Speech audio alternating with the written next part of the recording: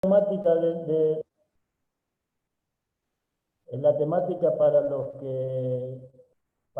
que recién empiezan o que se conectan ahora. Podemos interrumpir mientras el pastor está dando el tema y podemos preguntar, o también podemos utilizar el chat para hacer preguntas, ¿sí? Si algo no nos queda claro, podemos preguntar o podemos interrumpir con el micrófono mientras tanto el pastor está dando el tema. No es una reunión de sábado, no es una reunión de oración, sino que es una charla entre amigos que vamos intentando hacer para que podamos crecer todos juntos, ¿sí? Nadie cree tener la razón, sino que simplemente queremos estudiar la Biblia y conocer más acerca de nuestra iglesia. Así que, si no nos queda ninguna duda, vamos a empezar con el tema para que no se nos vaya el tiempo. Como dije al principio, feliz sábado para todos, muy bienvenidos y los dejo en compañía del pastor Roberto. Muchas gracias, Ramón, y me sumo también al saludo para cada uno. Hemos cambiado de día. Los lunes por ahí no estamos tan acostumbrados a compartir alguna actividad entre todos, ¿no? Así que hemos colocado el viernes para ver si quizás en un horario donde estamos por ahí a veces viendo qué hacer, porque justamente tenemos esto de sentirnos en un ambiente especial y lindo del sábado y no tenemos a veces cómo hacer el culto, ¿no? Entonces, de esta manera, aunque no es un culto, pero sí tenemos un estudio de la palabra del Señor. Y ya voy a comenzar. Si hubiera algún problema, ustedes me avisan. Si no, yo continúo acá presentando el tema. Denme un segundito solamente. Ahí estamos. Hemos venido hablando, hermanos, durante las sesiones que compartimos acerca de lo que es la identidad del pueblo de Dios en el tiempo del fin. Como iglesia particular, Dios nos levantó un movimiento para que en estos últimos días la verdad pueda ser también reformada de lo que había sido pisoteada, en el contexto claro del juicio de Dios que ya comenzó. Eso lo hemos estudiado la semana pasada. Y nos decidimos para entrar dentro de lo que sería el mensaje de los tres ángeles, la proclamación que el pueblo de Dios tiene que anunciar en los últimos días para completar la profecía como la palabra del Señor lo indica. Así que ya hemos avanzado sobre algunos temas que son importantes, ¿no? Presentamos primero la importancia de no perder la identidad adventista, la identidad que Dios nos dio como pueblo profético. También nos pusimos a ver el tema del juicio y entramos a la fecha del juicio. La semana pasada, el lunes antepasado, estudiamos acerca de la fecha, cuándo comenzó. Justo el día del gran chasco, cuando comienza el juicio en el cielo, también fue el día cuando Dios levantó un pueblo para proclamar un mensaje muy especial. Así que hoy vamos a hablar acerca de este mensaje. Vamos a comenzar introduciendo cómo se ha de predicar el mensaje. El mensaje final va a tener una faceta que es proclamada y otra faceta que es testificada. Y esto está en la palabra del Señor. El versículo lema del tema de hoy, de las próximas tres sesiones, es Apocalipsis 14, versículos 6 y 7. Vi volar por el medio del cielo a otro ángel que tenía el evangelio eterno, para predicarlo a los moradores de la tierra, a toda nación, tribu, lengua y pueblo, diciendo a gran voz: temed a Dios y dadle gloria, porque la hora del juicio ha llegado, y adorad a aquel que hizo el cielo y la tierra, el mar y las fuentes de las aguas. Tenemos entonces un anuncio angélico que nos motivado por el juicio que ha llegado, dice en su primer mensaje: temed a Dios, dadle gloria y adoradlo. Hoy vamos a hablar del primero, de temer a Dios. ¿Cómo es que se va a anunciar? El ángel ahí dice en Apocalipsis que viene en el medio del cielo y lo proclama a gran voz a toda nación, tribu, lengua y pueblo. Por lo tanto, es un mensaje que tiene que llegar hasta lo último de la tierra. Pero nuestra convicción es que el mensaje del primer ángel, más que proclamarse con voz, se proclama con el testimonio. Y esto está en consonancia con lo que la palabra del Señor indica en otras partes, como por ejemplo en Mateo 24, donde dice la palabra del Señor, mas el que persevera hasta el fin, ese será salvo. O sea que hablando del contexto del fin, en donde la perseverancia del pueblo de Dios tiene que notarse, dice el versículo 14, y será predicado el evangelio del reino a todo el mundo, por testimonio a todas las naciones, y entonces vendrá el fin. Por lo tanto, ese mensaje final, que en Apocalipsis 14 se nos da el contenido de ese evangelio eterno, lo tenemos aquí en Mateo 24 como un mensaje que se ha de testificar, no solamente de proclamar y predicar con nuestra boca, sino con nuestra vida.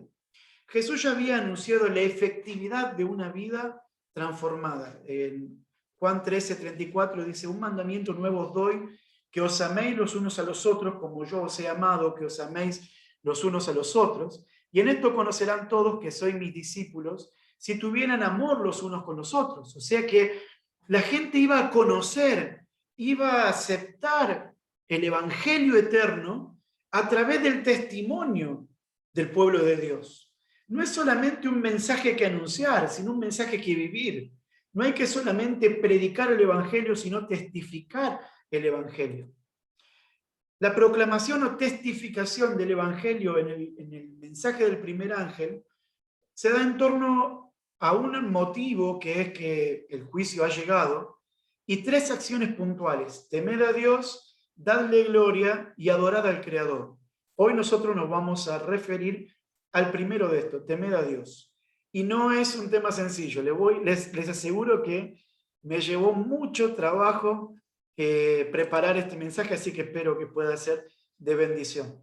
La proclamación evangélica o la proclamación misionera de los últimos días, la que va a llegar hasta el fin, es un mensaje que se proclama y se vive, y en su primera instancia anuncia al mundo que se debe temer a Dios.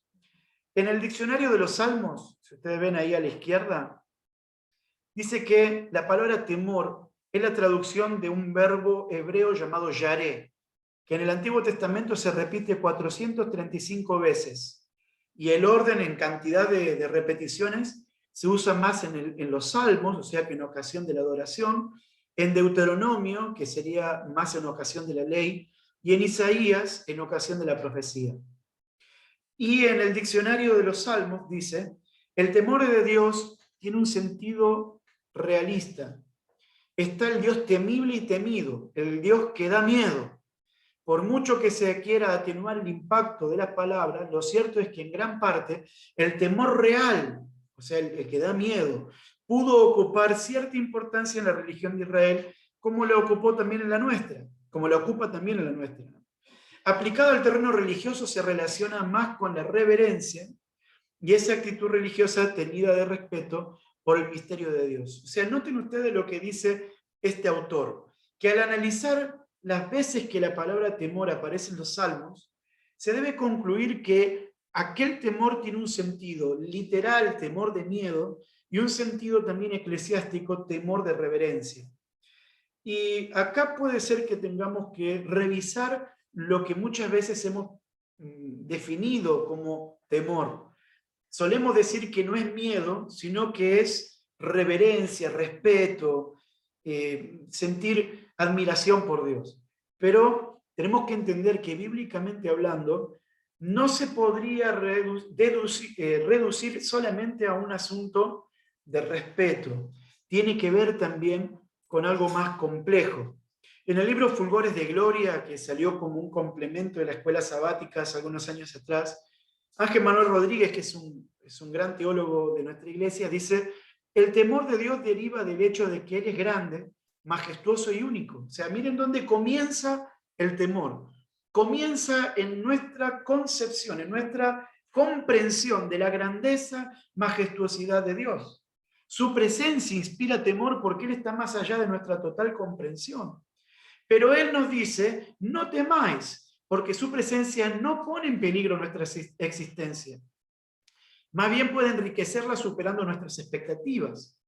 Así que la frase, temed a Dios, expresa la idea de una sumisión confiada a Dios. O sea, me someto a un Dios todopoderoso, impresionantemente grande, porque Él está de mi lado. O sea que hay sumisión y confianza. A veces hemos entendido que ser sometido por alguien o estar sometido bajo alguien es algo malo, pero aquí en la palabra el temer a Dios implica una sumisión confiada, someternos a alguien que nos ama. Dice, quienes temen a Dios son aquellos que le alaban, confían en Él y guardan sus mandamientos. El llamamiento a temer a Dios nos invita a estar listos para encontrarnos con nuestro majestuoso y único Dios en el estado de sumisión y compromiso con Él, a través de la obediencia y la buena voluntad. Creo que como introducción es suficiente. Vamos a ver si podemos resumir lo máximo posible el concepto bíblico de temor. Vamos a comenzar diciendo que el temor tiene, ya a simple vista en la palabra del Señor, un aspecto negativo y uno positivo. Y el temor a Dios implica ambos. El temor a Dios en la palabra afecta negativamente y positivamente. Con Dios no se puede andar a medias tintas. Dios o produce un temor negativo o positivo en cada uno de nosotros, dependiendo de cómo lo recibamos a Jesús en el corazón.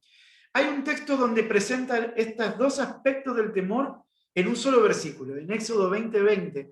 Dice, y Moisés respondió al pueblo, no temáis, o sea, aquí está el temor negativo, no tengan miedo. Y entonces dice él, porque para probaros vino Dios y para que su temor esté delante de vosotros para que no pequéis. Acá está el temor positivo. Es como que el Señor está diciéndonos, no teman, pero teman. No temáis, pero tengan miedo un poquito. No miedo en terror, pero sí nos está diciendo, no tienen por qué temer de lo que soy yo. Témanme por amor. O sea que hay un aspecto negativo del temor, un aspecto que nos lleva a sentir miedo de él, y hay un aspecto positivo del temor que nos lleva a acercarnos a él. La primera vez que aparece el temor es negativo, pero fíjense, por ejemplo, este autor, Carlos Steger, él escribió un artículo acerca del temor, y él presenta que el temor es un tema, un concepto muy amplio en la Biblia. Diríamos que es un antropomorfismo, es una palabra que trata de expresar una idea divina y nuestras palabras se quedan cortas para expresar lo que Dios nos quiere enseñar. Por eso usamos la palabra que más se le acerca. Hay muchos antropomorfismos en la Biblia. Cuando decimos que Dios es amor, esa palabra amor se queda corta para definir lo que es Dios, pero usamos la palabra que más se acerca. Decimos, por ejemplo, que Dios se arrepintió de haber hecho a la humanidad en ocasión del diluvio. Pero ¿cómo Dios se puede arrepentir? Es que el autor encontró que la palabra arrepentimiento es la más cercana al sentimiento divino. No es fácil para los autores expresar lo que Dios quiere en palabras humanas, un mensaje perfecto en palabras imperfectas. Así que el temor no puede definirse rápidamente. Aquí el autor encuentra por lo menos 6 aspectos bíblicos de la palabra temor. Podría ser reverencia, asombro, podría definir a la religión de Israel directamente, podría tener el concepto de conducta o ética, podría también definirse como fe, compromiso personal, en quinto lugar como lealtad, obediencia, fidelidad, o también directamente como miedo y terror. En estos 6 usos tiene la palabra temor en la Biblia. Y estuve mirando el diccionario bíblico hebreo-español de Alonso Shekel, y miren, tiene más de 50 posibles traducciones al castellano la palabra temor. O sea, sería la palabra yaré, que está ahí escrita en hebreo, como estaba escrita en la palabra. Por lo tanto, no es fácil reducirlo, pero queremos encontrar el concepto bíblico. Y noten ustedes que el Génesis presenta por primera vez la palabra temor en un aspecto negativo, en ocasión del primer pecado. Dice la palabra de Génesis 3, del 8 al 10. Y oyeron la voz de Jehová, Dios, que se paseaba en el huerto al aire del día, y el hombre y su mujer se escondieron de la presencia de Jehová Dios entre los árboles del huerto. Mas Jehová llamó al hombre y le dijo, ¿dónde estás tú? Y él respondió, oí tu voz en el huerto y tuve miedo. Acá está la palabra yaré, porque estaba desnudo y me escondí. O sea, miren la relación que existe entre el pecado y el temor negativo. Dios produce temor negativo en aquel que está en el contexto del pecado, lo cual implica que este temor comenzó con el pecado. Antes del pecado, ¿existía temor? Es una gran pregunta para hacernos. Y podemos decir que sí, siempre existió el temor, pero no tenía este aspecto negativo que fue creado por nosotros desde el día que hubo pecado. Fíjense, por ejemplo, en el cielo. En Isaías 6, del 1 al 3, dice, en el año que murió el rey Usías, vi yo al Señor sentado en un trono alto y sublime, y sus faldas llenaban el templo. O sea que acá Isaías está viendo en visión el templo de Dios. Y dice, por encima de él habían serafines. Cada uno tenía 6 alas. Con 2 cubrían sus rostros, con 2 cubrían sus pies y con 2 volaban. Fíjense, el temor de los ángeles en el cielo que se cubren por completo ante la presencia de Dios. Y es más, dice el versículo 3, y el uno al otro daba voces diciendo, Santo, Santo, Santo, Jehová de los ejércitos, toda la tierra está llena de tu gloria. O sea que en el cielo, en la adoración celestial, se puede ver el temor de los santos ángeles. Fíjense lo que dice la sierva del Señor en Mensajes Selectos, tomo 1. Los ángeles estaban llenos de admiración y temor reverente. Esto es cuando estaban contemplando la escena de Jesús en el Calvario. Dice, los ángeles estaban llenos de admiración y temor reverente. O sea, en un contexto donde no hay pecado, existe temor del positivo, temor reverente. Pues sabían que el Redentor del mundo estaba pasando por sufrimientos inexpresables para lograr la redención del hombre. Tremendo. Otra cita más, esto es en notas biográficas, dice, pero el Señor me dio una visión del santuario celestial. O sea, así como Isaías, también ella dice que vio el santuario. Dice, el templo de Dios estaba abierto en el cielo y se me mostró el arca de Dios cubierta en el propiciatorio. Esto es, ustedes recuerdan que lo estudiamos en el segundo tema cuando hablamos del Evangelio eterno y del santuario, que el arca se encontraba en el lugar santísimo y el sumo sacerdote entraba allí el día de la expiación o el día del juicio. O sea que ella está en un lugar que simboliza el tiempo que nosotros estamos viviendo, el tiempo del juicio.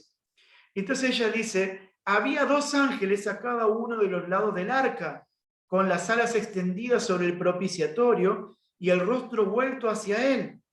Esto, según me dijo el ángel que me acompañaba, y escuchen, era una representación de cómo todas las cohortes del cielo miran con reverente temor la ley divina que fue escrita por el dedo de Dios. Gloria al Señor. Qué maravilla debe ser la adoración celestial, cómo los santos ángeles adoran a Dios con ese temor reverente. Por lo tanto, entonces tenemos un temor santo y eterno que viven todas las criaturas que alguna vez el Señor creó, todos los ángeles celestiales. Esto es un temor santo y eterno. Pero el pecado introdujo un temor negativo. El mensaje del pueblo de Dios en estos últimos días, el mensaje que tienen que proclamar y que tengo que proclamar, es un mensaje que vuelve a llamar al mundo a un temor reverente, santo y eterno.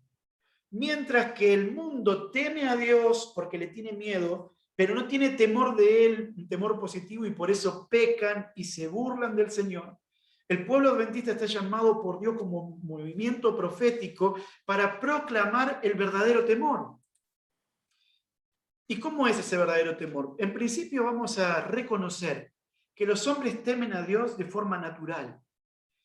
Acá les doy algunos ejemplos. En Éxodo 20, 18 y 19, cuando Éxodo 20 es cuando Dios da las tablas de los mandamientos, Dice, todo el pueblo observaba el estruendo y los relámpagos y el sonido de la bocina y el monte que humeaba, y viéndolo el pueblo temblaron y se pusieron lejos. Y dijeron a Moisés, habla tú con nosotros y nosotros oiremos, pero no hable Dios con nosotros para que no muramos. Es una reacción natural. Si hubiésemos estado ahí, también hubiéramos tenido miedo porque el monte temblaba, humeaba. Dios estaba ahí. El creador, el rey del universo, el creador de todo estaba ahí. Es natural temer. Fíjense algunos textos más. Espero que tengan su Biblia porque vamos a leer varios versículos y algunos no están acá. Isaías, capítulo 6, versículo 5, nos muestra también algo de ese temor, en este caso en la misma vida de Isaías. Isaías, capítulo 6, versículo 5, dice la palabra del Señor, perdón, Isaías 6, 5. Entonces dije, vieron que recién hablamos de que él vio el templo santo, dice, entonces dije, ay de mí que soy muerto, porque siendo hombre inmundo de labios y habitando en medio de un pueblo que tiene labios inmundos, mis ojos han visto al Rey Jehová de los ejércitos. O sea que cuando él ve a Dios se da cuenta de la grandeza de Dios y su pequeñez y teme por su vida. Evidentemente, nadie puede estar delante de Dios y vivir, y esto fue el temor de él. Vamos al libro de Jueces. Jueces en la palabra del Señor, allí el séptimo libro de la palabra, Jueces capítulo 6, versículos 22 y 23. Acá estamos en ocasión de Gedeón. Dice, al ver Gedeón que era el ángel de Jehová, dijo, ah, Señor Jehová, he visto al ángel de Jehová cara a cara. Pero Jehová le dijo, la paz sea contigo, no tengas temor, no morirás. O sea que, ¿cómo estaba Gedeón al contemplar al ángel de Dios? Estaba lleno de miedo, de un miedo natural, porque nos encontramos ante la imagen del Dios eterno. Un último ejemplo en Génesis 9:2, y noten ustedes hasta dónde llegan las consecuencias de este miedo ocasionado por nuestra naturaleza pecaminosa. Génesis 9:2 dice la palabra del Señor, infundiréis temor y miedo a todo animal sobre la tierra, a toda ave de los cielos, a todo lo que se mueva sobre la tierra y a todos los peces del mar, en vuestras manos son entregados. Fíjense cómo la naturaleza teme al hombre, así como el hombre teme a Dios, y por eso los animales escapan de los humanos. Una anécdota más. Se dieron cuenta que cada vez que los ángeles se presentan a un ser humano en la Biblia, siempre comienzan diciendo, no teman, no temas. Evidentemente, ver un ángel que no es Dios, pero ver un ángel causa profundo temor en los seres humanos. No temáis, se le dijo a los ángeles, no tengan miedo, se le dijo a María, perdón, se le dijo a los pastores, los ángeles le dijeron a los pastores, también el ángel Gabriel le dijo a María, no temas, porque traigo nuevas de gran gozo. Evidentemente, las personas cuando se encuentran con lo divino, inmediatamente tienen temor, tienen miedo. Pero esto es natural. Ahora hay un temor y un miedo diferente que tiene que ver con que Dios es intimidante. Fíjense en Primera de Reyes 19:11. Él le dijo, sal fuera y ponte en el monte delante de Jehová. Esto es a Elías. Y aquí que Jehová pasaba, y un grande y poderoso viento que rompía los montes y quebraba las peñas delante de Jehová. O sea, la naturaleza no se resiste a la presencia del Creador. Por eso es que al ser tan intimidante Dios, por supuesto que nosotros al vernos a nosotros mismos tan chiquitos y débiles delante de Él, es natural que tengamos miedo.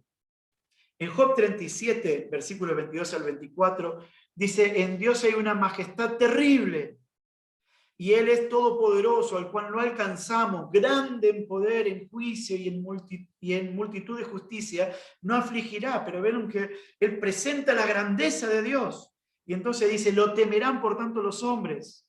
Él no estima a ninguno que cree en su propio corazón ser sabio. Y acá ya estamos entrando al puntapié inicial del temor correcto. El temor tiene que ver primeramente con la humildad. Por eso el Señor no puede producir ese temor correcto en aquel que es altanero y soberbio. En aquel que altanero y soberbio produce el terror del miedo. Un texto más, en Éxodo 3, versículos 5 al 6, y dijo, no te acerques, esto es cuando Moisés se encuentra con Dios en la zarza ardiente, quita tu calzado de tus pies, porque el lugar en donde estás tú, tierra santa es. Y dijo, yo soy el Dios de tu padre, Dios de Abraham, Dios de Isaac y Dios de Jacob. Entonces Moisés cubrió su rostro porque tuvo miedo de mirar a Dios. Es increíble cómo el pecado nos redujo a esta falta de intimidad con Dios. Adán y Eva caminaban con Jesús diariamente, pero resulta que ante la grandeza de Dios hoy nosotros sentimos temor. Ahora, esto es diferente al temor del pecador. Este es el que veníamos hablando es un temor normal, real por nuestra bajeza, porque vivimos una naturaleza de pecado. Pero el pecador, el que es impenitente, el que rechaza a Dios, tiene un temor diferente a Dios. No tiene temor de él, del positivo, y por eso es un pecador. Por eso no le importa blasfemar contra Dios.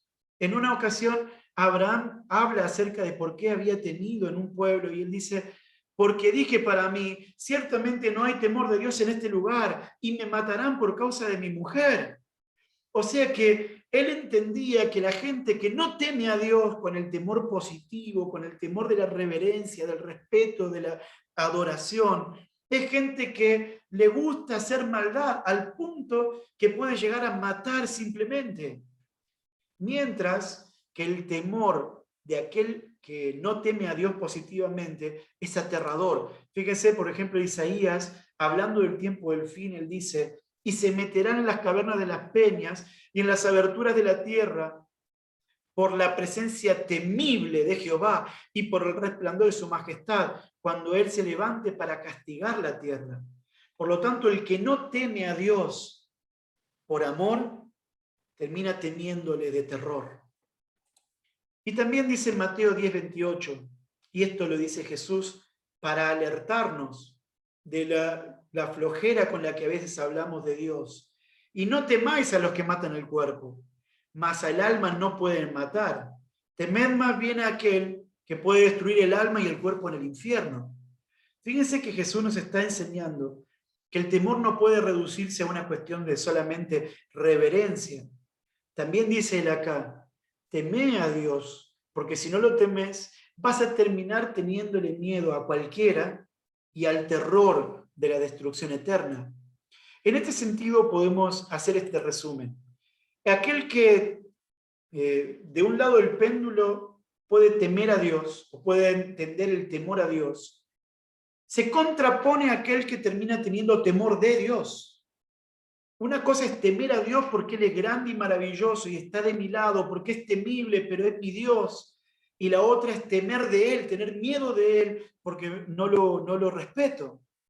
También puedo decir, temo a Dios o termino teniéndole miedo a todo, porque finalmente las cosas que este mundo me ofrece o que me terminan acusando o dando temor, nos da temor porque no tenemos confianza en Dios. Fíjense, por ejemplo, lo que estamos viviendo con la pandemia. ¿Cuánta gente aterrorizada por esto? Tienen temor al virus porque no tienen temor a Dios. Aquel que tiene temor correcto a Dios sabe que Dios está al timón de todo esto.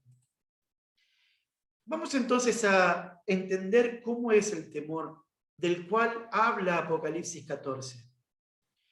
Primeramente, el temor comienza con una cuestión de asombro. Isaías 66:2 dice, mi mano hizo todas estas cosas, y así todas estas cosas fueron, dice Jehová. Pero miraré a aquel que es pobre y humilde de espíritu y que tiembla mi palabra. O sea que cuando una persona contempla al Creador, tiembla. Acá dice, la mano de Dios lo hizo todo.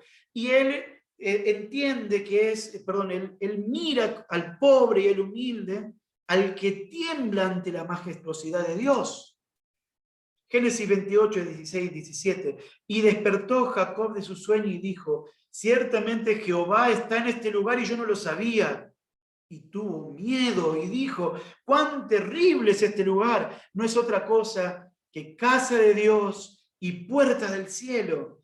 Noten ustedes que él, ante la contemplación de lo divino, comprendió que no había estado viviendo un sueño, sino que había estado delante de Dios. Y entonces el asombro aquel lo impactó produciendo temor. Otro versículo más, esto ya en el Nuevo Testamento, Jesús causa lo mismo. Entonces temieron con gran temor y se decían el uno al otro, ¿quién es este que aún el viento y el mar le obedecen? Se habían visto a Jesús hacer milagros, pero ahora él hizo que el mar completo dejase de estar agitado. Cuando vieron, quedaron asombrados de la persona con la que estaban hablando, con la que tenían enfrente, e inmediatamente fueron cubiertos de temor. El temor comienza entonces así, con una manifestación de Dios en la vida. No puede haber temor de Dios si todavía Dios no está en tu corazón. Dios comienza a producir el temor en tu vida cuando se presenta en tu vida, cuando le dejas entrar en el corazón. Otro ejemplo en Mateo 17:6. Al oír esto los discípulos se postraron sobre su rostro y tuvieron gran temor. Fíjense que la respuesta es postrarse por temor. O sea, tuvieron un temor reverente que los llevó a un acto de adoración. Otro ejemplo más en Mateo 9:8. Y la gente al verlo se maravilló y glorificó a Dios, que había dado potestad a los hombres. Esta palabra se maravilló, es la misma palabra yaré. Vamos a unos versículos más, vamos a Lucas, capítulo 5. Fíjense que este texto a mí me gusta mucho porque habla justamente de la respuesta al asombro, que es justamente el temor. Lucas capítulo 5, versículos 8 y 9. Viendo esto, Simón Pedro cayó de rodillas, esto ante la pesca milagrosa, ¿no? Diciendo, apártate de mí, Señor, porque soy un hombre pecador. Porque por la pesca que habían hecho, el temor se había apoderado de él y de todos los que estaban con él. O sea, noten ustedes qué impresionante. Él ve el milagro habría sido increíble, y cuando termina de ver el milagro, ve a Jesús y se queda temiendo. ¿Cómo puedo yo, siendo un pecador, estar ante la presencia del todopoderoso Dios que está delante mío? E incluso le pide, Señor, apártate de mí, no puedo estar delante tuyo. El temor llenó el corazón de Pedro y de los que estaban ahí. En el versículo 26 encontramos también ante otro milagro, dice, y todos sobrecogidos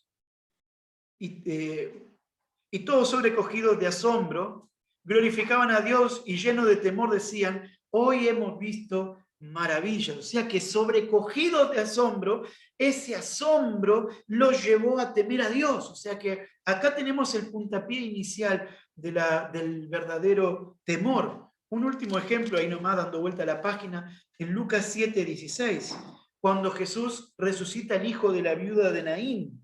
Dice, todos tuvieron miedo y glorificaban a Dios. O sea que no es el miedo malo, no es el temor negativo, es el temor positivo, es el temor que te lleva a la adoración correcta. Dice entonces, tuvieron todo miedo y glorificaron a Dios diciendo, un gran profeta se ha levantado entre nosotros y Dios ha visitado a su pueblo. Entendían que Dios estaba en Jesús, que Jesús era Dios que estaba visitando a su pueblo. Esto lo llenó de tanto asombro que quedaron impactados. Por lo tanto, el puntapié inicial del verdadero temor es cuando entendés que Dios es tan grande, tan maravilloso, y comprendés tu pequeñez, tu bajeza, que son nada delante de Él, y te impacta tanto que produce el inicio del temor en tu vida. Por eso, el temor es el inicio de la sabiduría. La sabiduría comienza con la verdadera humildad, comprendiendo que somos nada al lado de Dios. Este es el primer paso. Ahora, una vez que ese temor llega a mi vida porque comprendo quién es Dios, ahora ese temor se transforma en un temor lleno de amor. Y es más, los autores que estudian el tema han dicho que el temor y el amor en la Biblia son prácticamente la misma cosa. Fíjense en 1 Juan 4:18, dice, en el amor no hay temor. O sea que alguien que realmente ama a Dios no le tiene miedo, sino que tiene el amor o temor junto, es un temor que va acompañado de amor. Dice, sino que el perfecto amor echa fuera el temor, porque el temor lleva en sí castigo. O sea, el miedo del castigo es el que tenemos que rechazar. De donde el que teme no ha sido perfeccionado en el amor. Bien clara la palabra del Señor. En Deuteronomio 6, 1 y 2, miren ustedes cómo la palabra del Señor encierra el 6, 1 y 2 y el 5. Acá se encierran los dos conceptos, el del temor y el amor, ya en el Antiguo Testamento. Dice así: estos pues son los mandamientos, estatutos y decretos que Jehová vuestro Dios mandó que os enseñase, para que los pongáis por obra en la tierra a la cual pasáis para tomarla, para que temas a Jehová tu Dios, guardando todos sus estatutos y sus mandamientos, que yo te mando, tú y tu hijo y el hijo de tus hijos, todos los días de tu vida, para que tus días sean prolongados. Y el 5 dice: y amarás a Jehová tu Dios de todo tu corazón, toda tu alma y todas tus fuerzas. Noten entonces, hermanos, cómo el temor y el amor son parte del mismo mandato. El verdadero temor es un temor que está enraizado, abrazado al amor. El temor malo, el temor negativo, está abrazado al miedo, al terror, a las consecuencias del pecado. Un texto más, dice acá en Deuteronomio 13, porque Jehová vuestro Dios os está probando para saber si amáis a vuestro Dios con todo su corazón y con toda vuestra alma. En pos de Jehová vuestro Dios andaréis, a él temeréis y guardaréis sus mandamientos y escucharéis su voz, a él serviréis y a él seguiréis. Y ustedes pueden encontrar muchísimos textos que presentan el amor y el temor como parte de una misma respuesta que Dios espera de sus hijos. Elena de White también lo entendió. Ella dice: tenemos ante Dios la obligación solemne y sagrada de criar a nuestros niños para Él y no para el mundo, de enseñarles a no hacer alianza con el mundo, sino a amar y temer a Dios y a guardar sus mandamientos. Amar y temer a Dios son parte de la misma enseñanza que debemos dar a nuestros hijos. Un texto más ahí en Deuteronomio 10. Ahora pues, Israel, ¿qué pide Jehová tu Dios de ti? Y escuchen: sino que temas a Jehová tu Dios, que andes en sus caminos y que lo ames y sirvas a Jehová tu Dios de todo tu corazón y con toda tu alma, que guardes los mandamientos de Dios y sus estatutos, que yo prescribo hoy para que tengas prosperidad. Acá tengo algunos textos más que son importantes en este momento, especialmente Juan 14:15, que espero que cada uno de nosotros lo conozcamos de memoria. Dice la palabra: si me amáis, guardaréis mis mandamientos. Ustedes ya estuvieron viendo que acá hay un binomio en donde se suma un concepto más. No está siempre solo presentado el temor y el amor, sino que hay tres palabras: temor, amor y obediencia. Vamos a eso entonces: si me amáis, guardad mis mandamientos. Decíamos que el temor comienza con el asombro que nos da que Dios entre en el corazón.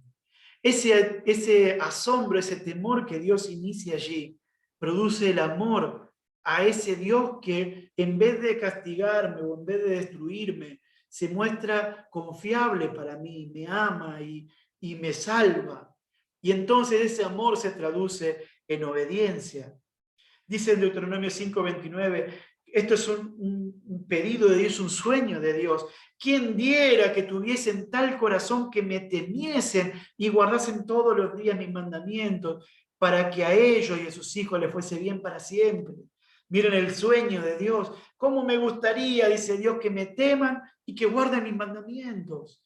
Pero no por miedo, sino por amor. La motivación está en el amor. El Salmo 119:63 dice: compañero soy de todos los que te temen y guardan tus mandamientos. O sea que aquí se presenta dentro de la poesía hebrea un paralelismo entre temer a Dios y guardar sus mandamientos como la misma cosa. Vamos a algunos textos más, no muchos, pero vamos a buscar aquí Eclesiastés 12:13, porque es importantísimo para este tema. También supongo que la mayoría lo conoce de memoria. Eclesiastés capítulo 12, versículo 13, dice: el fin de todo el discurso oído es este: teme a Dios y guarda sus mandamientos, porque este es el todo del hombre. Y atentos, porque Dios traerá toda obra a juicio, juntamente con toda cosa oculta, sea buena o sea mala. Tenemos que proclamar: temed a Dios, porque la hora del juicio ha llegado. Y eso empezó desde 1844 en adelante, es un mensaje que tenemos que anunciar nosotros. Y aquí se nos dice, Dios traerá toda obra a juicio, por lo tanto, teman a Dios y guarden los mandamientos. O sea que aquel que dice, Señor, has entrado en mi vida y mi corazón, me has impactado y te amo, pero la ley está obsoleta, no hay que guardarla. Lamentablemente, no tendrá buenas consecuencias en el juicio, porque está olvidando que el temor está pegado al amor y a la obediencia. Vamos a solamente un texto más en Salmo 111. Ustedes tienen ahí más textos porque los coloco, aunque hay muchos más, pero para que los anoten y después los puedan leer. Salmo 111, 10. El principio de la sabiduría es el temor de Jehová. Buen entendimiento tienen todos los que practican sus mandamientos. Su loor permanece para siempre. Fíjense, el temor de Jehová, el temor en la sabiduría, ese temor también en la obediencia a sus mandamientos. Y el versículo 112:1 dice, bienaventurado el hombre que teme a Jehová y en sus mandamientos se deleita. Las dos cosas van juntas. Así que entonces el temor, una vez que nos lleva a la obediencia, implica apartarnos del mal. Proverbios 16:6 dice, con el temor de Jehová los hombres se apartan del mal, viven en un contexto distinto al de antes de conocer a Dios, intentan apartarse del contexto de maldad. Proverbios 3:7, no seas sabio en tu propia opinión, teme a Jehová y apártate del mal. Acá también en Proverbios 8:13, el temor de Jehová es aborrecer el mal. Job 28:28, he aquí que el temor del Señor es la sabiduría y apartarse del mal, la inteligencia. Acá tenemos otra vez la poesía hebrea. Una línea de la poesía dice un pensamiento y abajo se repite el mismo pensamiento con otras palabras. Por lo tanto, el temor es paralelo a apartarse del mal en Job 28:28. Finalmente, o en quinto lugar, ese apartarnos del mal implica santidad, nos lleva al camino de la santidad. La Biblia dice de Job, y lo repite muchas veces, que Job era un hombre perfecto, recto, temeroso de Dios y apartado del mal. O sea que ser perfecto es andar en santidad, venía de parte de una persona temerosa de Dios. También el Salmo 134 dice, pero en ti hay perdón para que seas temido. A mí me llamó mucho este versículo. En ti hay perdón para que seas temido. O sea que no es que Dios te da el perdón porque Él es amor y entonces pecamos otra vez y volvemos a pedir perdón porque Él es amor. Claro que Él nos perdona, pero acá dice que el perdón que Él da es un acto tan maravilloso que debería producir en nosotros temor. Otras Biblias traducen, pero tú ofreces perdón para que aprendamos a temerte. O sea, nos enseña el temor para apartarnos del mal, para vivir una vida de santidad. Esa es la nueva Biblia viva y la nueva versión internacional dice, pero en ti se halla perdón. Y por eso debe ser temido. O sea, con Dios no se juega. No debemos abusar de la bondad de nuestro Padre Celestial. Aquí es donde estamos cayendo en el extremo incorrecto, cuando tomamos a Dios como un amigo, como un abuelo juguetón que siempre nos perdona, siempre nos anima, siempre nos da bendiciones, nunca se enoja. Agarramos a Dios y lo desnudamos de la ira santa de Dios y pensamos que estamos entendiéndolo y no es así. Acá dice que Él nos perdona para que entendamos el temor que tenemos que tenerle. Segunda de Corintios 7:1, bien claro San Pablo, dice, así que amados, puesto que tenemos tales promesas, limpiémonos de toda contaminación de carne y de espíritu, perfeccionando la santidad en el temor de Dios. Qué maravilloso, ¿no? Vamos perfeccionándonos en santidad en el temor. Finalmente, el punto número 6, el temor nos lleva a una respuesta al prójimo. Y acá está el por qué la iglesia tiene que vivir esto. Decíamos que no es que se proclama el temor de Dios con nuestra boca. El temor se vive, se testifica. El prójimo ve el temor del Hijo de Dios. Levítico 19:3 dice, cada uno temerá a su madre y a su padre, y mi día de reposo guardaréis. Yo, Jehová vuestro Dios. Fíjense que el temor que tenemos nuestros padres nace porque ellos son nuestros creadores humanos. El temor a Dios tiene que llevarnos a temerlos también. Una persona maleducada con sus padres no teme a Dios. Nehemías 5:15, noten acá qué lindo como lo dice la palabra.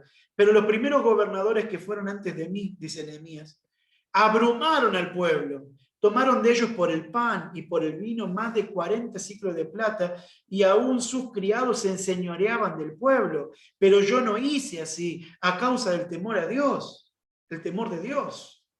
Entonces ustedes ven cuando se cometen abusos dentro de los gobiernos de este mundo, es porque entre los gobernantes de este mundo no hay temor de Dios.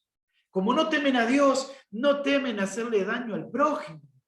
Pero un hijo de Dios que tiene verdadero temor a Dios, no hace eso, dice Nehemías. Yo no hice esto, dice él, porque temo a Dios.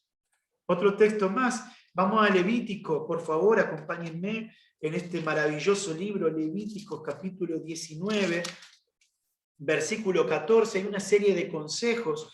Dice versículo 14, Levítico 19, 14, no maldecirás al sordo, ni delante del ciego pondrás tropiezo, sino que tendrás temor de tu Dios, yo Jehová. Fíjense que el ayudar, el no discriminar, el ayudar al necesitado, al desvalido, al discapacitado, es el fruto de alguien que teme a Dios. Versículo 32, en el mismo capítulo, versículo 32. Delante de las canas te levantarás y honrarás el rostro del anciano. De tu Dios tendrás temor, yo Jehová. Noten otra vez, los jóvenes tienen que ser respetuosos de los adultos, de los abuelos, amarlos, quererlos y cuidarlos, no descartarlos porque ya ahora no están en el servicio activo. Esto es una demostración de que tememos a Dios. Pero cuando un hijo, cuando un joven le falta respeto a sus padres, a los adultos, cuando una persona no respeta las canas, es porque no teme a Dios. Capítulo 25, versículo 36. Y hermano, estoy seleccionando, hay muchos textos que hablan de esto, pero dice el versículo 36, Levítico 25, 36. No tomarás de él usura, o sea, del pobre. No tomarás de él usura ni ganancia, sino tendrás temor de tu Dios y tu hermano vivirá contigo. Qué triste que es cuando entre cristianos están endeudados y se pelean entre ellos. Y acá dice, teme a Dios y no hagas eso. Y en el versículo 43 del mismo capítulo, hablando de los esclavos, pero se refería a los que habían caído en extrema pobreza dentro del pueblo de Dios, dice, no te enseñorearás de él con dureza, sino tendrás temor de tu Dios. Fíjense que el mundo está necesitado de cristianos que tengan este testimonio, que vivan una vida piadosa porque temen a Dios. El mundo tiene que ser transformado por las personas que temen a Dios, no es tanto por lo que predicás, sino por lo que vivís, porque somos cartas abiertas al mundo. La gente está viendo tu testimonio y está viendo si sos temeroso de Dios o no lo sos. Si sos de los que andan con la Biblia bajo el brazo, pero no la tienen en el corazón. El verdadero temor va a producir conversiones. Las personas van a ver una vida transformada. Una persona que teme a Dios de corazón vive para demostrarlo al prójimo porque brota de su vida. Podríamos decir que el Evangelio eterno, resumiendo esta parte, se predica al mundo en los últimos días. Recuerden que el ángel tiene la predicación del Evangelio eterno. Y cuando se proclama el Evangelio eterno, se testifica primeramente el temor. Así que el temor comienza cuando nosotros comprendemos nuestra pequeñez ante Dios, cuando nos humillamos ante Él, cuando dejamos de creernos que somos más que los otros y entendemos que al lado de Dios somos todos iguales, cuando vemos lo maravilloso que es Dios y nos impacta. Por eso Jesús dijo que Él sería levantado y todos seríamos atraídos hacia Él, porque el ver el amor de Dios manifestado en la cruz es el acto más temible del universo. Recuerdan que leíamos que los ángeles veían ese momento de la crucifixión con temor reverente, porque nunca los ángeles habían visto una expresión de amor tan grande. ese asombro que te hace pequeño, que te hace humillar, es el puntapié inicial. Pero entonces ese temor te llena del amor de Dios. Y ese amor te produce fidelidad, porque no podés amar y ser infiel. Así como un esposo o una esposa que ama a su cónyuge, si lo ama de corazón, le es fiel. Y acá entonces Jesús dice, si ustedes me aman, guarden mis mandamientos, muéstrenmelo con su vida, no con sus palabras. Así que entonces comprendo mi bajeza, mi pequeñez, me hago humilde al entender lo grande que es mi Dios. Me pongo detrás de Él porque yo delante suyo no soy nada. Y entonces me llena de amor el acto de Dios por mí. Eso produce fidelidad, lo cual nos lleva a una verdadera santidad, que termina produciendo en nosotros una acción que este mundo necesita para que conozca a Jesús. Fíjense el Espíritu Santo, que es compañero de esta obra. Recuerdan que habíamos hablado del amor. La Biblia dice que el amor es producido por el Espíritu Santo. Acá en Isaías 11, del 1 al 3, dice, saldrá una vara del tronco de Isaí, y un vástago retoñará de sus raíces, y reposará sobre él el Espíritu de Jehová. ¿Cómo es el Espíritu Santo? Espíritu de sabiduría y de inteligencia, espíritu de consejo y de poder, espíritu de conocimiento y de temor de Jehová. Y le hará entender diligente en el temor de Jehová.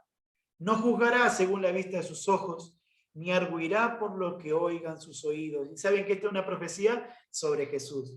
Por lo tanto, lo que nos está diciendo acá es que Jesús fue temeroso de su Padre porque el Espíritu Santo estaba en él. Gloria a Dios. Elena de Guay nuevamente dice, tenemos ante Dios la obligación solemne de criar a nuestros niños para Él y no para el mundo, de enseñarles a no hacer alianza con el mundo, sino a amar, temer a Dios y guardar sus mandamientos. Habíamos leído esta cita. La otra cita dice, el mundo protestante de hoy ve en el pequeño grupo que guarda el sábado un mardoqueo a la puerta. Estamos hablando del pueblo de Dios en el tiempo del fin, que teme a Dios y por eso guarda sus mandamientos, entre ellos el sábado. Y dice la sierva del Señor, su carácter y su conducta que expresan reverencia por la ley de Dios o temor por la ley de Dios, son una reprensión constante contra los que han desechado el temor a Jehová y están pisoteando su sábado. De alguna manera hay que deshacerse del molesto intruso. O sea, el mundo no ama al pueblo de Dios porque su actitud lo acusa. Dice acá que el carácter y la conducta que expresan reverencia por la ley de Dios son una reprensión.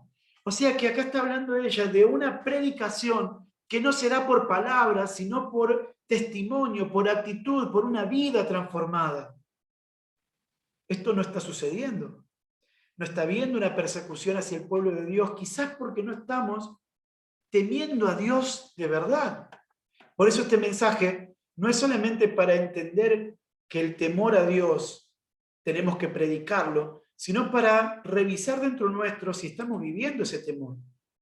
Por eso vamos a la última parte de este mensaje. El temor y la proclamación del Evangelio hoy. Hoy nosotros tenemos que hacer equilibrio entre estas dos cosas. La Edad Media enseñaba un temor de terror.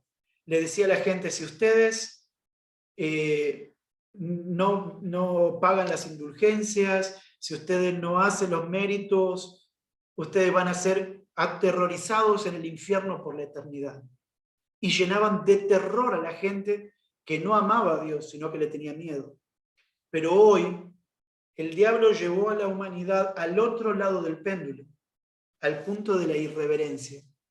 El temor en realidad, dice la gente, no es miedo, es en realidad respeto por Dios.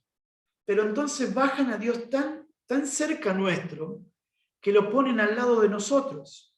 Y es muy normal incluso escuchar dentro de nuestra iglesia, y por favor nadie se sienta triste, pero ¿cuántas veces oramos diciendo, querido papito, Jesucito? Escúchenme, hermano, estamos ante un Dios terrible, temible y grande. No es nuestro hermanito, nuestro amiguito del barrio con el que hacemos cualquier cosa. Es el grande rey del universo. Y el punto nuestro es estar en el medio de este desequilibrio que el mundo presenta. Ni el miedo que se presentaba antes, ni la irreverencia que se presenta actualmente. Pero me ha parecido oportuno presentar esta cita de este autor, porque simplemente me pareció maravillosa. Es un poco larga, pero estoy seguro que les va, si pueden seguirme, prestarle atención, van a ver qué impactante que es. Dice, la tragedia de la fe contemporánea es que la mayoría de los creyentes ya no temen a Dios. Esto es terrible. La mayoría de los creyentes ya no temen a Dios. El resultado es un evangelio centrado en las necesidades que siente la gente. Un evangelio que atrae a miles, pero no transforma a nadie. El cristianismo ha perdido el sentido de sobrecogimiento reverente hacia Dios, reduciendo y minimizando la diferencia esencial entre la criatura y el creador. O sea que falla en el primer punto. No comprendemos lo lejano que estamos de un Dios impresionante cuando consideramos nuestra pequeñez. Y es por eso que lo reducimos a un acto de simplemente decir, Señor, es un amigo más, es alguien más. Y dice, la cita continúa, se ha descartado la trascendencia divina mientras se exagera su inmanencia. La religión ha sido domesticada de tal modo que los ángeles se han transformado en peluches y adornos de Navidad. La Pascua se presenta con conejitos y el asombro de los pastores y los sabios de Oriente ha dado lugar a duendes y un hombre alegre de barba blanca y un traje rojo. Al Dios Todopoderoso frecuentemente se lo denomina el de arriba, con total indiferencia e informalidad. El mandamiento, ¿se acuerdan que decía, no tomarás el nombre de Jehová tu Dios en vano? ¿Cuántas veces lo hemos pisoteado, hermanos? Seamos sinceros en esto. ¿Estamos entendiendo que estamos ante un Dios maravilloso al cual hay que temer? Dice, continúa la cita, la humanidad ya no se toma a Dios en serio. Se ha convertido en el viejo padre bueno e inofensivo que podemos manipular. En vez de un padre exigente, Dios ha pasado a ser un tío rico que regala golosinas a todos. No importa lo que hayan hecho con sus vidas. Para muchos cristianos, Dios es un abuelito bonachón al que se puede recurrir para pedirle favores o ignorarlo toda vez que resulte conveniente. Un Dios agradable y permisivo. Un Dios que no pide nada difícil, sino que deja hacer lo que cada uno quiera con su vida. En síntesis, un Dios que es un ídolo, un Dios igual a los seres humanos, ante quien nadie se quita el calzado ni inclina la cabeza para adorarlo reverentemente. Por esto, hermano, entonces que estamos, si esto es nuestra realidad que estamos viendo, presenta por qué a veces se va a las iglesias así nomás, de ojotas, de pantalones cortos o desalineados. ¿No comprendemos que estamos ante la presencia de un Dios maravilloso? ¿O lo tomamos como un Dios amigo? Claro que Dios es mi amigo, pero así como es cercano, también es kilómetros lejanos. Dice el Señor, mis pensamientos son más altos que vuestros pensamientos. Dios no es una persona como vos, como yo. Por supuesto que tengo que entender que el verdadero temor implica ese respeto temeroso y reverente. Termina la cita. Esta concepción de la divinidad tiene consecuencias en el pensamiento y la vida de los cristianos. La pérdida del temor de Dios lleva a la así llamada gracia barata. Como resultado se minimiza el pecado o se lo racionaliza livianamente. Los jóvenes no respetan a sus maestros, sus padres, sus líderes religiosos, ni sienten que deben dar cuenta a nadie, incluyendo a Dios. El estilo contemporáneo de adoración a menudo refleja la misma despreocupación en relación con Dios que se manifiesta en la predicación, la música, la liturgia, la vestimenta y la conducta en la iglesia. Tremendo, tremendo, tremendo, pero no podemos ignorar, mis hermanos, que esto nos está pasando. Entonces, si como adventistas tenemos que proclamar el Evangelio eterno, no tenemos que solamente leer qué es lo que hay que hablar, sino que tenemos que leer para ver qué es lo que hay que vivir. Tenemos que terminar de enamorarnos de nuestro Dios, de comprender su grandeza y de entender que estamos ante un Padre tan cercano como tan lejano, un Padre que es tan íntimo que vino a esta tierra, pero tan lejano que los serafines se cubren delante de Él.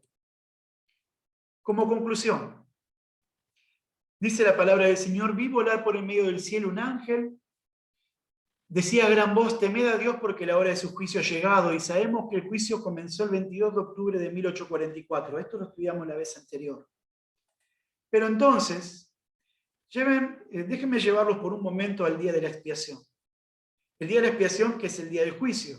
Ahí está el arca que estaba en el día de la expiación. En esa imagen ustedes tienen el arca, los ángeles ahí en reverente adoración, la luz del propiciatorio, que representa el trono y la presencia de Dios, y el fundamento de su trono, su santa ley. En el día de la expiación, el sumo sacerdote ingresaba a la presencia misma de Dios. Desde 1844 Jesús entró ante la presencia misma de Dios en el cielo. También ese día se expiaba el santuario, por eso se le llamaba purificación, porque se limpiaba el santuario de la sangre que durante todo el año había sido colocada allí. Y en el cielo esto se llama juicio. El trono de Dios se veía y la ley quedaba expuesta. El pueblo entonces tenía que hacer tres cosas. Primero, humillarse. Dice la Biblia que todos tenían que estar en completa humillación. Es más, tenían que vestirse con ropas sencillas.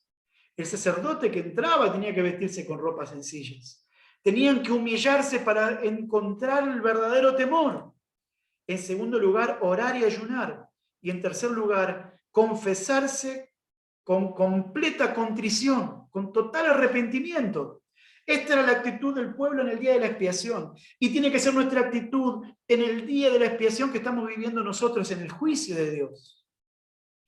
Por eso yo creo que acá está nuestro problema. El primer paso es comprender nuestra pequeñez, humillarnos completamente ante nuestro Dios, para que entonces al humillarnos nos llene de ese amor que produzca fidelidad, que sea transformada en santidad y que nos conduzca a la acción. Pero es ahí donde está el problema. ¿Estamos entendiendo lo pequeño que somos? Cuando la Biblia dice que temed a Dios, y este es el mensaje del tiempo del fin, y con esto termino, mis hermanos, nos está anunciando que Dios tendrá un pueblo humilde en el tiempo del fin. Un pueblo que temerá a Dios en el equilibrio correcto. Un pueblo que anunciará al mundo por testimonio y un pueblo que vivirá seguro en el temor de Dios. Mis hermanos, ¿es esta la vida que estamos llevando? ¿Es esta la actitud que estamos teniendo como pueblo?